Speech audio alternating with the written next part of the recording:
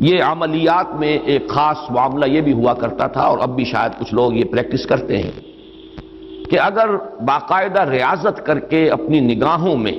ایک خاص قسم کی تاثیر پیدا کر لی جائے، کہ آج کل بھی بعض لوگ یہ کرتے ہیں کہ رات کے پچھلے پہر اٹھ کر نہا دھو کر سفید براق کپڑے پہن کر پھر بیٹھتے ہیں اور کسی بالکل سفید کاغذ پر ایک چھوٹا سا نقطہ لگاتے ہیں اور پھر نگاہوں کو اس پر جمانے اور مرتکز کرنے کی مشق کرتے ہیں۔ کتنی دیر تک پلک جھپکے بغیر آپ اس نقطے کو دیکھ سکتے ہیں۔ اگر یہ مشق کی جائے، یہ ایکسرسائز کی جائے، یہ ریاضت کی جائے تو آنکھوں میں ایک ایسی چمک پیدا ہو جاتی ہے کہ اگر گھور کر کسی کو دیکھا جائے تو اس کی قوت ارادی کو آپ مزمحل کر سکتے ہیں۔ وہ ایک دم دبا ہوا محسوس کرے گا اور آپ کا غلبہ اس کے اوپر ہو جائے گا نفسیاتی اعتبار سے۔ اسی طریقے کا کوئی عمل تھا جو نبی اکرم صلی اللہ علیہ وسلم پر بھی آزمایا گیا تھا۔ لَيَزْلَقُونَكَ یہ آیا ہے سورہ نون کے آخر میں، بِأَبْصَارِهِمْ لَمَّا سَمِعُوا الذِّكْرَ، یہ لوگ چاہتے ہیں کہ اپنی نگاہوں کے ذریعے سے آپ کو پھسلا دیں، آپ کے قدم ڈگمگا دیں، آپ کی قوت ارادی کو کچل دیں۔ لما سمعوا الذکر ویقولون انہ لمجنون، جس وقت کہ سورہ نون کے آغاز میں بھی آیا ہے تذکرہ کہ حضور کو کہا گیا کہ آپ کو جنون کا کوئی عارضہ ہو گیا ہے یا آپ پر کوئی آسیب آ گیا ہے، اور آخری آیت بھی جو ہے وہ آخری حصے میں پھر اسی کا یاد ہے، وَإِنَّهُمْ لَيُزْلِقُونَكَ بِأَبْصَارِهِمْ لَمَّا سَمِعُوا الذِّكْرَ وَيَقُولُونَ إِنَّهُ لَمَجْنُونٌ وَمِنْ شَرِّ حَاسِدٍ إِذَا حَسَدَ، اور حسد کرنے والے کے حسد سے جبکہ وہ حسد کرے۔ اب حسد کے ساتھ ہی نوٹ کر لیجئے، اگرچہ یہاں تو مذکور نہیں ہے، یہ نظر کا لگ جانا، عین العین حق، بعض روایات میں آیا حضور نے فرمایا اس کے اندر اثر ہے۔ انسان کسی حاسدانہ نگاہ کے ساتھ کسی پر نگاہ ڈالتا ہے، اس میں زہر ہے، یہ نگاہیں مسموم ہیں، اس میں زہر ہے موجود، سمی اثرات ہیں اور اس کے اثرات میں تو پڑتے ہیں۔ اور یہ جیسا کہ میں عرض کر رہا تھا کہ جدید دور میں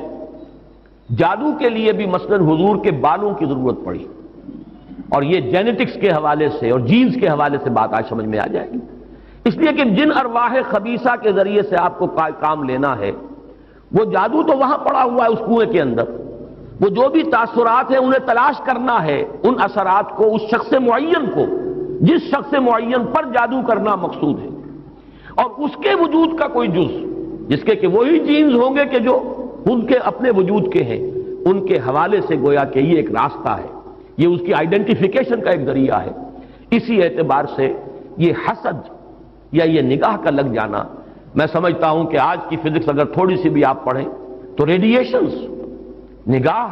پار ہو جاتی ہے انسان کے، ایسی بھی تو ریز ہے نا، ایکس ریز کیا ہے، آپ کے وجود میں سے گزر جاتی ہے، یہ ultra violet infra red rays, یہ تمام کی تمام ایکس ریز، یہ کیا ہے، وجود کو چیر کر گزرتی ہیں، تبھی تو اس فلم کے اوپر اثر پڑتا ہے جو فلم کے پیچھے لگی ہوئی اور آپ سامنے کھڑے ہوئے ہیں، آپ کی ہڈیاں علیحدہ نظر آ رہی ہیں اور گوشت جو ہے وہ علیحدہ نظر آ رہا ہے، یہ تمام چیزیں آج سمجھ میں آتی ہیں۔ اور وہ فوٹونز جن کا میں نے ابھی عرض کیا 1 ملین 5 دفعہ کہیے، 30 صفریں لگائیے ایک پر تو 1 ملی میٹر کا اتناواں حصہ جو ہے وہ ایک فوٹون ہے، یہ تو وجود کے اندر سرایت کر کے کہیں سے کہیں نکل جانے والی چیزیں۔ ان ریڈیشنز کے حوالے سے ایٹمک ایکسپلوژن جو ہے اس کی ریڈیشن ہے، جو آپ کو معلوم ہے کہ جو ذرا ذرا سے حادثے ہو رہے ہیں، چرنوبل میں ہوا ہے، کہیں ہو گیا تھا بھوپال میں، اور اس کی پھر ریڈیشنز کے کیا کیا اثرات ہوئے، وہ شے نظر تو نہیں آتی، غیر مرئی چیزیں، تو اس میں یقیناً کوئی اور حکمت ہے، اور وہ حکمت تقسیم کی گئی ہے، ہمارے مفسرین نے تو اس کو یوں بیان کیا ہے کہ ایک حسد وہ ہے کہ جو دل میں پیدا تو ہے، آدمی کے اندر ہے، لیکن یہ کہ وہ اس کو یعنی اس کو باقاعدہ کوئی ایک ہمت کے ساتھ اور اپنے ایک عزم کے ساتھ، ارادے کے ساتھ بروئے کار نہیں لا رہا، تو اس حسد کے اثرات نہیں ہوں گے، اس سے پناہ ماننے کی ضرورت نہیں ہے۔ میں اس کو اس انداز میں تو میرا ذہن سے قبول نہیں کرتا، اس لیے کہ حسد اگر پوٹینشلی ہے اندر تو اس کے اثرات ہوں گے، وہ ریڈیشن تو ہوگی، چاہے اس کا ارادہ ہو چاہے نہ ہو، وہ کیفیات جو ہے وہ اس کے سانس سے، اس کی آنکھ سے، اس کے وجود سے، وہ اندر اگر زہر گھل گیا ہے تو اس کے وجود سے نکلنے والی ساری شعاعیں جو ہیں ان کے اندر وہ اثر موجود ہوگا، وہ مسموم ہوں گی، زہر ان میں ملا ہوا ہوگا، اس کے اثرات ہوں گے۔ البتہ یہ کہ اس کے 2 درجے ہم قائم کر سکتے ہیں، اور وہ یہ کہ ایک ہے غیر شعوری حسد، ابھی آپ کو اندازہ نہیں ہے، اندر ہی اندر کھچڑی پک رہی ہے، وہ اور بات ہے۔ لیکن جب یہ اس درجے کو پہنچ جائے کہ شعور کی سطح پر آ جائے، آپ کسی کی برائی چاہنے لگیں بالفعل، آپ چاہیں کہ اس کے اندر اگر یہ فضیلت کی بات ہے تو یہ سلب ہو جائے، اس کو پاس اگر یہ نعمت ہے تو یہ نعمت اس سے چھن جائے، مجھے مل جائے۔ یہی ہے اصل میں جس کو غبطہ اور حسد کا فرق کہا جاتا ہے۔ اور ایک جگہ پر حضور نے ایک حدیث میں لفظ حسد استعمال کیا ہے، لیکن مراد اس سے غبطہ ہے۔ لا حسد الا فی اثنین، کوئی حسد نہیں کیا جانا چاہیے سوائے دو اشخاص سے۔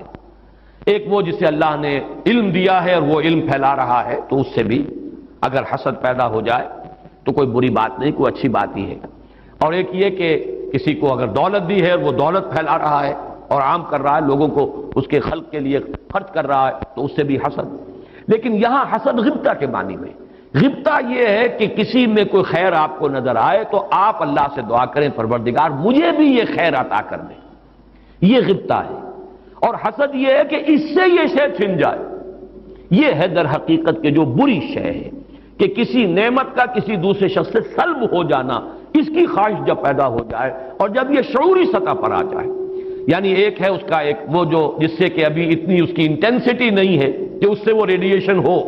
اس کی انٹینسٹی اس وقت ہوگی جبکہ وہ شعور کی سطح پر آ گئی اور انسان جو ہے جل رہا ہے حسد کی آگ میں اور چاہتا ہے کہ یہ نعمت اس سے سلب ہو جائے، یہ فضیلت جو ہے اس سے چھن جائے، تو یہ شے وہ ہے یقیناً کہ اس کے اثرات، اس کو میں اس وقت جدید فزکس کی اصطلاح میں ریڈیشن کے ذریعے سے اس میں لفظ واضح کر رہا ہوں، اس کے اثرات ممتد ہوتے ہیں اور اس کے شر سے بھی پناہ مانگنے کی یہاں ہمیں تلقین کی گئی۔ تلقین محمد الرسول اللہ صلی اللہ علیہ وسلم کو ہوئی اور آپ کی وساطت سے ہم سب کو ہو رہی ہے۔